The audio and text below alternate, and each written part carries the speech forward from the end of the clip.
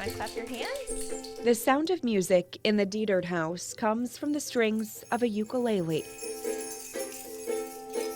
a tune that breathes a kind of joy and life into a family that finds beauty in the simple moments just like this. There's one. Can I have another one? When you see all of the diagnosis, all you see is loss and all you see is sorrow, and that's very real. But what you don't see is what this beautiful boy is going to become and the impact he can make on lives, even though he can't move or he can't talk. Now you're waking up. Kelvin was born on November 24th, 2009 in Thailand. His parents at the time were serving at an international school with a mission group. Kelvin was born and he looked completely normal. He acted like every other baby. He's gonna be fine. Even though, his head is smaller, he has microcephaly, maybe the deficits will be very small.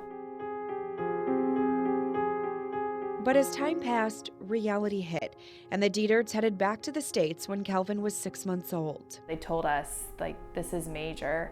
We have no idea if he'll ever walk or talk.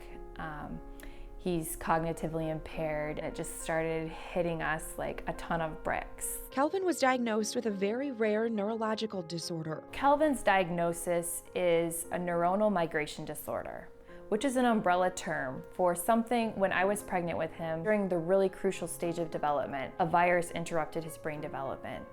And because of that, he now has all these secondary diagnoses, leading to cerebral palsy and serious respiratory issues that at the age of 3 started to threaten his life. We just knew that we didn't want him to spend his last days in a hospital. So we spoke to several doctors. They decided to bring Kelvin home to make him more comfortable. The goal was at that point to have him make it through the summer because we didn't think he would make it. We made it through the summer and then we made it through the fall, and time just kept moving on and he was still here with us. I was always anticipating he's not going to be here.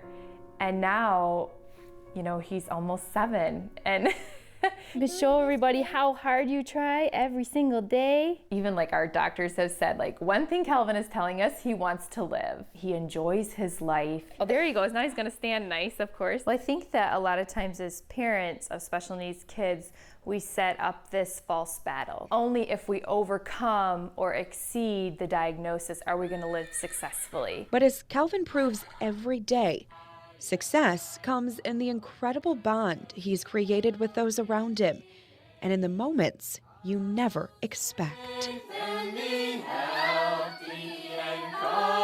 I guess what Kelvin has taught us is that even though he hasn't overcome those diagnoses and his condition remains terminal, he, in many ways, has overcome the odds. His willingness to fight every day, to be joyful, to embrace the moment. And I think that's what we've learned as a family, not to pit ourselves against his circumstances, but to just embrace who he is. Yeah. There you go.